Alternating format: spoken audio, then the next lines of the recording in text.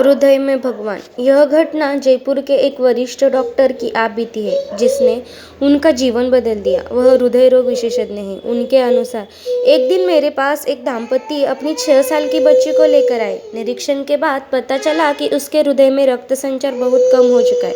मैं अपने साथी डॉक्टर से विचार करने के बाद उस दाम्पत्य से कहा, 30% संभावना है बचने की। दिल को खोलकर ओपन हार्ट सर्जरी के बाद, नहीं तो बच्ची के पास सिर्फ 3 महीने का समय। माता पिता भावुक होकर बोले, डॉक्टर साहब, एक लौती बिटिया है, ऑपरेशन के अलावा और कोई चारा नहीं है। आप ऑपरेशन की तैयारी कीजिए। सर्जरी के 5 दिन पहले बच्ची को भर्ती कर लिया गया। बच्ची मुझसे बहुत घुल मिल चुकी थी, बहुत प्यारी बातें करती थी। उसकी माँ को प्रार्थना में अटूट विश्वास था।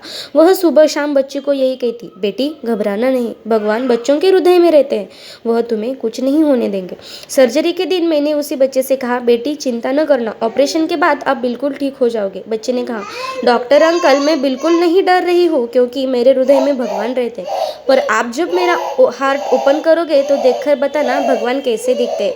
मैं उसकी बात पर मुस्कुरा उठा। ऑपरेशन के दौरान पता चल गया कि कुछ नहीं हो सकता, बच्ची को बचाना असंभव है। दिल में खून का एक कतरा भी नहीं आ रहा था।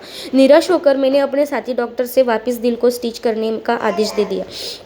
तभी मुझे बच्ची की आखिरी बात याद आ गई और मैं अपने रक्त भरे हाथों को जोड़कर प्रार्थना करने लगा, हे ईश्वर, मेरा सारा अनुभव तो इस बच्चे को बचाने में असमर्थ है, पर यदि आप इसके हृदय में विराजमान हो तो आप कुछ कीजिए। मेरी आंखों से आंसू टपक पड़े। यह मेरी पहली अश्रुपूर्ण प्रार्थना थी। इसी बीच मेरे जूनियर डॉक्टर ने मुझे कोहनी मारी। मैं चमत्कार में नहीं विश्वास करता, तभी स्तब्ध होकर देखकर दिल में रक्त संचार पुनः शुरू हो गया।